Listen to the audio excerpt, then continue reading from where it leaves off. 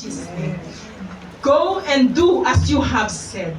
Go and do as you have said. Sabi ni Elijah, gawin mo gaya ng sinabi mo, but make me a small cake from it first, and bring it to me, and afterward make some for yourself and for your son. And Elijah said to her, do not fear, go and do as you have said, but make me, kanina bread, ngayon cake.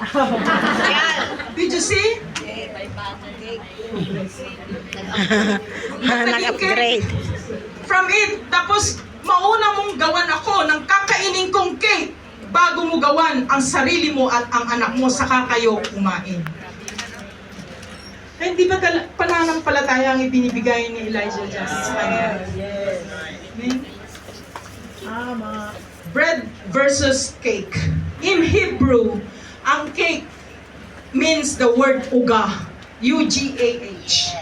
It often refers to a small round of loaf or baked piece of bread, ang cake. Kumbaga pag sinabi mong cake versus bread, mas magandang hamak tignan po ang cake, tama po ba? Kesa sa bread. Kaya ang titingnan mo, ang cake, mas special ang pagkakagawa kaysa sa bread. Ang bread minsan, minasa lang. Oven, di ba? Tama ba tayo? Pandesal sa Pilipinas kaya masarap. Maalat-alat. You know, a cake, you cannot do that for a cake. For a cake, it's deliberately shaped. Tama? It has some molder.